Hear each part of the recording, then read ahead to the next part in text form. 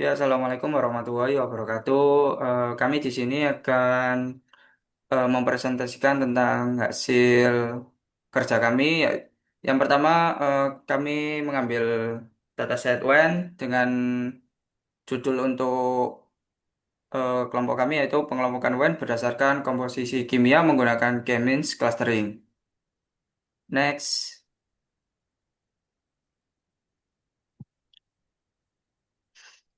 Untuk latar belakangnya sendiri, industri wine berkembang dengan fokus pada kualitas yang ditentukan oleh karakteristik kimia.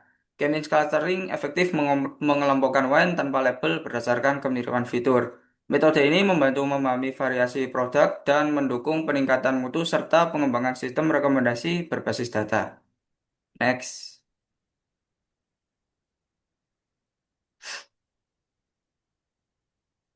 Berikut adalah datasetnya. Dataset diambil dari Kaggle. Dataset ini berisi 178 sampel wine, masing-masing deskripsi ada 13 fitur kimiawi. Next.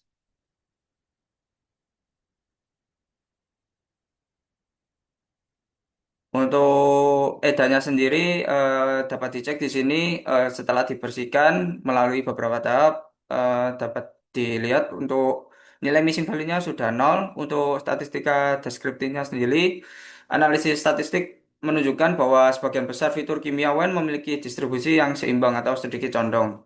Alkohol, non-valuate, dan lain-lain memiliki distribusi simetris dengan penyebaran rendah hingga sedang, yang mencerminkan kestabilan antar sampel secara keseluruhan. Komposisi kimiawan cukup bervariasi namun masih dalam rentang yang konsisten.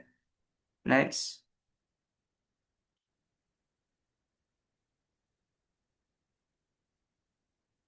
Selanjutnya untuk visualisasi data dapat dilihat untuk histogram di kanan. Berdasarkan histogram tersebut, sebagian besar fitur menunjukkan distribusi yang seimbang atau skenas positif, seperti malic acid, magnesium, dan proline, yang menandakan bahwa banyak banyak wine dengan kadar rendah pada fitur tersebut. Beberapa fitur seperti flavonoids dan OD280 menunjukkan pola bimodal yang mengidentifikasikan adanya kemungkinan dua kelompok berbeda dalam data. Next. Selanjutnya untuk box plot untuk mengecek apakah dalam data tersebut ada outlier apa tidak. Di sini dapat dilihat seperti fitur proline memiliki skala ekstrim dan beberapa fitur lain mengandung outlier sehingga normalisasi penting untuk mencegah distorsi dalam analisis. Untuk heat map sendiri di sini dapat dilihat bahwa fitur-fitur fenolik saling berkorelasi kuat sementara alkohol dan proline tampak sebagai penanda dominan dalam dataset. Oke, selanjutnya akan dilanjutkan tim saya untuk codingannya.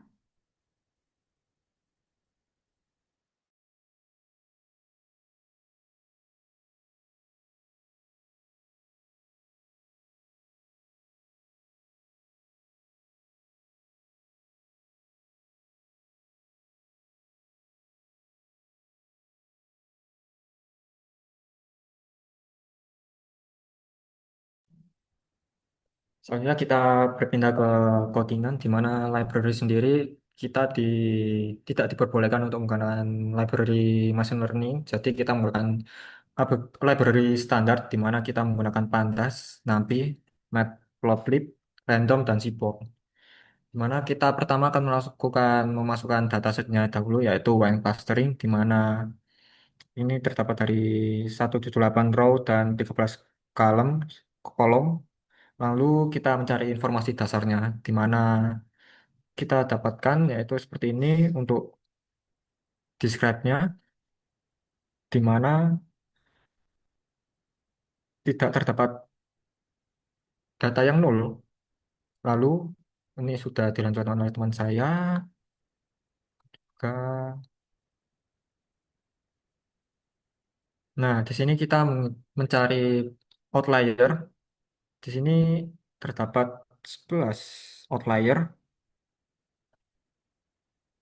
Lalu kita mencoba untuk menghapus outlier tersebut untuk mencari nilai normalisasinya. Jadi di sini dari sebelumnya yaitu 178 baris, kita mendapatkan sebanyak 168 baris. Nah, ini untuk datanya yang setelah dinormalisasi seperti ini.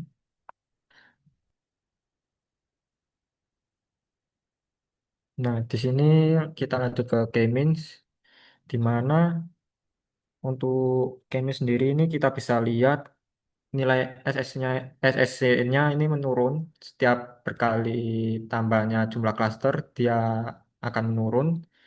Dan tiap penurunannya ini melambat di K sama dengan 3 sampai 3 sama dengan 4. Di mana indikasi awalnya ini adanya elbow point yang dimana bisa menunjukkan jumlah klaster optimal. Lalu kita ke elbow curve, di mana kita bisa melihat ini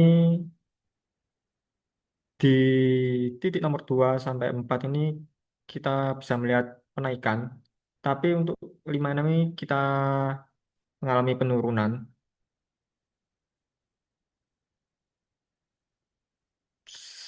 Selanjutnya ke Silhouette Score ini.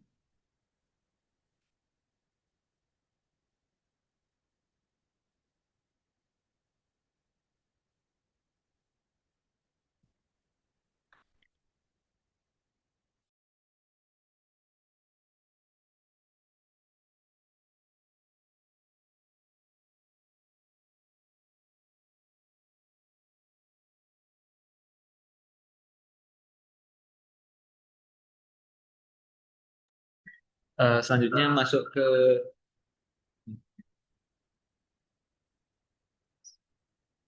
Selanjutnya masuk ke data tanpa normalisasi. Jadi di sini kenapa kami juga menggunakan data tanpa normalisasi? Karena nanti di eksperimen pertama itu nanti kami akan membandingkan hasil dari SSE dari data yang sebelum dinormalisasi sama yang sesudah dinormalisasi. Nah, selanjutnya ke eksperimen ini yang saya bilang. Di Jadi di eksperimen pertama kita membandingkan data yang telah dinormalisasi dengan data tanpa normalisasi. Jadi di data yang dinormalisasi menunjukkan penurunan nilai SSE seiring peningkatan jumlah klaster dengan siluet skor tertinggi yaitu pada jumlah 3 klaster yaitu 0,322 yang mengindikasikan bahwa 3 klaster adalah yang paling optimal. Sementara itu pada data asli yang tanpa normalisasi, itu siluet skor tertingginya justru terdapat pada jumlah klasternya yang dua, yaitu 0,66. Meskipun nilai SSC-nya itu sangat tinggi, hal ini menegaskan bahwa normalisasi berpengaruh besar dalam hasil clustering, baik dari sisi kompaksi cluster maupun pemilihan jumlah cluster yang optimal. Lalu yang kedua yaitu inisialisasi sentroid tetap dan acak. Jadi di eksperimen kedua ini kami akan mencoba menginisialisasi sentroid tetap dan acak mana yang terbaik dilihat dari SSE-nya. Jadi berdasarkan hasil SSE-nya, inisialisasi sentroid secara acak itu menghasilkan nilai SSE yang lebih rendah dibandingkan inisialisasi yang tetap. Ini menunjukkan bahwa inisialisasi acak memberikan hasil clustering yang lebih baik karena mampu menemukan sentroid yang lebih optimal. Lalu untuk eksperimen yang ketiga yaitu jumlah literasi maksimum untuk bisa menemukan konvergensi.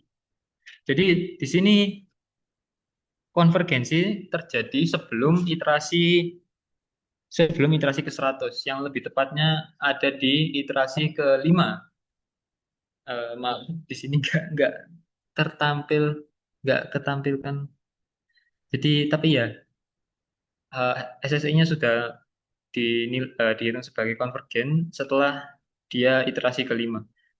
Lalu untuk yang eksperimen yang keempat, yang terakhir, yaitu seleksi fitur. Jadi di sini saya menggunakan 3 pasang fitur, yaitu fitur yang pertama yaitu alkohol dengan malic acid, lalu yang kedua color intensity dengan hue, setelah itu flavonoid dan proline.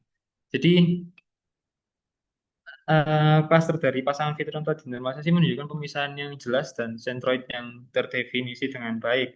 Kombinasi color intensity dengan hue menghasilkan SSE yang terendah yaitu 7,92, menandakan klaster yang paling optimal. Sementara alkohol dengan Melis acid menghasilkan SSE tertinggi yaitu 10,90, namun tetap menunjukkan struktur klaster yang terpisah. Hal ini memperkuat bahwa pemilihan fitur sangat mempengaruhi efektivitas kelompok. Ya.